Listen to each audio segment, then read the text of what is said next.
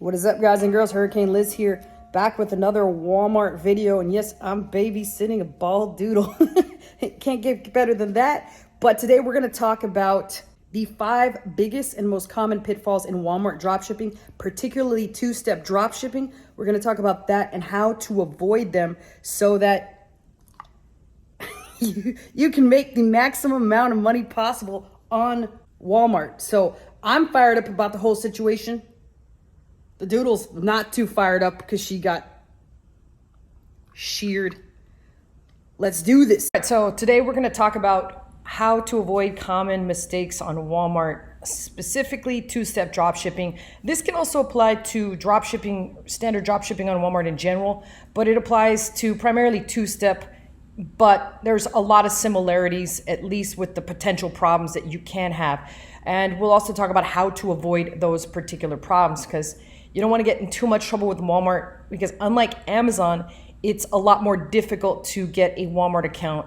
It really takes a long time, and or sometimes it's luck of the draw, or you've got to just straight out buy the store. Versus Amazon, you can almost open up an entirely brand new company and they'll let any ass clown on the platform as long as you're willing to pay the $40 and then go through all the extra little steps, like do the Zoom call, have an ID. The ID has to match your utility bill and or your address and things like that. So it's a lot easier to get an Amazon account. It used to be even easier back in the day versus a Walmart account. So it's important to make sure you maintain the health of your Walmart account. And that's what we're going to talk about in this video. How do we do that? But first, just remember my email is below in case you do want to talk about an automated Walmart store, which means we manage everything from A to Z, or even a do-yourself option. So in the background, I do have one of the Walmart stores we have, and we do see that the amount that this has made in February, March has significantly gone down since obviously October, November, December, or Q4.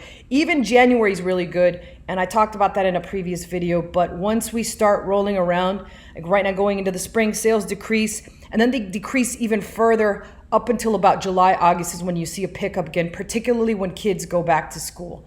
So let's go ahead and get into the first biggest mistake we made. I got the note right here. First biggest problem or common mistake in Walmart dropshipping. This goes primarily for two-step, and that's just not doing enough research on, I'm not so much talking about the product, but I kind of am, and I'll explain what I mean here in general, but not doing enough research for the particular product, namely though the size and the amount that it's going to cost you to ship. And again, remember I said this pertains directly to two-step, and the reason that we have to be concerned with the size of the product is primarily because we're going to have to intercept the product at our warehouse, our house, wherever the heck we ship it to. We're going to have to repackage it, and we got to be aware of what it's going to cost us from a packaging material perspective, which is boxing and or polybag, and then shipping it back out via ShipStation or USPS or UPS, however you want to do it. And that means that if we underestimate how much it's going to cost us, that's automatically going to take money out of our pocket.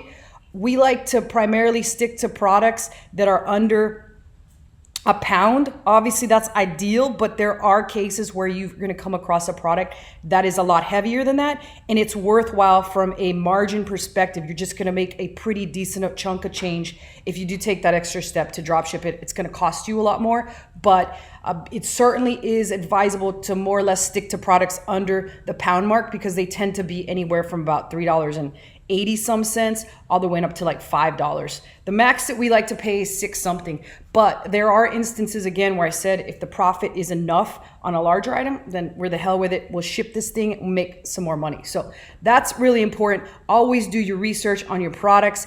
If and when you do come across a product that you end up shipping and it costs a lot more than you thought, particularly if it's going from wherever you're at to the furthest point from you. So always gauge it based on that. I'm in Miami, so we always gauge it based off of what would shipping a worst case scenario cost from Miami to Seattle.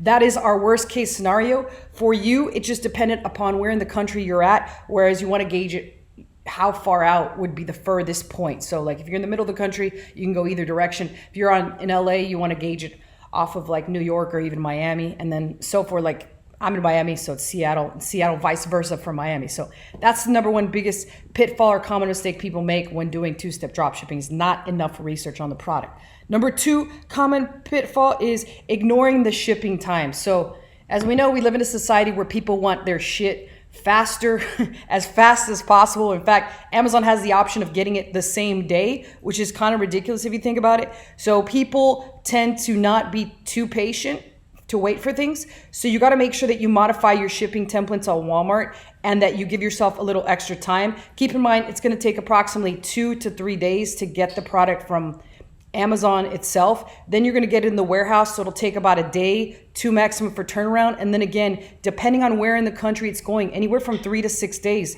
to the opposite end of the country. So you're looking at about a 7 to 8 day window. We don't see a lot of products that are 6 days. Most of our products are 2 to 5 days. So we kind of think about that and we try to hustle to get them out of our warehouse once it's in our hand and just get them out of our hands and to keep going. So that's the second biggest thing, is ignoring shipping times.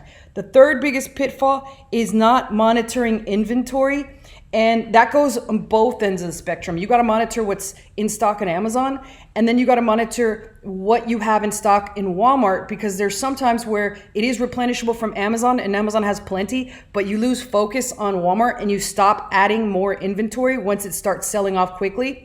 And so you lose a lot of sales just because you don't mark it as in stock or you don't add more inventory to your Walmart inventory. So it could go either way. You're going to have some sort of repricing software to do that, and or you have somebody on staff to do that, or you got to get a developer to write a program for you to be able to monitor the stock in both your Walmart store as well as Amazon and what they physically have on hand in order to ship out. So that's the third biggest pitfall. The fourth biggest pitfall is the fact that the doodle that I am dog sitting is eating something. I don't know what it is, so we'll just ignore that for now. But the fourth biggest pitfall is the pricing is too high or too low. And again, that is where a repricer comes. It's like game over when you have a repricer. You do want to make sure you learn the rules of the repricer quite well, and you sort of have a strategy in place as to how you're going to implement this and execute it. So typically you want to think about that, and you want to just figure out what your absolute minimal amount that you want to make, and then also figure out what the maximum amount that you want to make as well. Like obviously you don't want to price hoard or anything. There are rules against doing that on either of the sites, and it just doesn't make any sense. So think about what the absolute lowest amount, and it's not really, and there's the doodle right there. It's not really about thinking about what the lowest amount you want to make. It's having that number in place so that you know, let's say you say to yourself, at minimum, I want to make at least 20% margin. So you want to be able to know what your shipping is going to cost, and then in relation to the price so that you still get the 20% margin. So you have to think about all these different variables before you come into and put a strategy into place. And a lot of different pockets of products might have different variables. So you might have to create strategies for each of those pockets. So as you can see, I've got a doodle pushing me around here on making this video. That brings me to the last and final pitfall that I see in a lot of these stores that we do manage, and that is not having a customer service strategy in place. Now, it's very, very important that you keep your metrics in line, which we've talked about in another video. I've even showed you where you look at the performance. I'm going to look at the performance of this store so you can kind of have an idea where it's at. So nothing but good numbers here, but every now and then, like look at this one, needs attention. And even though it's just a tiny bit above the threshold, there can be times where you go a decent amount above the threshold, but more or less Walmart is pretty lenient on this as long as you seem to be improving and you keep an eye on this. So don't be worried if it gets out of hand for a little bit. You want to just make sure you improve it gradually. But going back to not having a customer service strategy in place, a lot of these can be affected by whatever strategy you put in place with customers, particularly when you're dealing with products that you run out of or Amazon runs out of, or they can't get to you within the 2 to 3 day period. A lot of times Amazon will pull a fast one on you, and I don't think they do it purposely, but they underestimate the amount that they can sell, and they also sometimes underestimate the amount that they have on hand, and they start to sell real quick, and then somebody gets screwed. So orders get canceled on the Amazon end, and that is just a domino effect and leads into problems over in the Walmart side of things, and it'll ding your metrics. So again, it's really important to pay close attention to these situations and have some sort of customer service strategy on hand in order to execute in case Amazon runs out of stock or there is a delay in shipment, and then your metrics can gradually or instantaneously just they lose their shit, and then you just feel the pressure, and it's very stressful. So those are the 5 pitfalls, or the common pitfalls associated with Walmart. Again, I just remind you that my email is below in case you do want to talk about a fully automated store and or a done for you method. So feel free to reach out. And as usual, questions and comments below, I always personally answer those, and I'll see you guys next time. Peace out.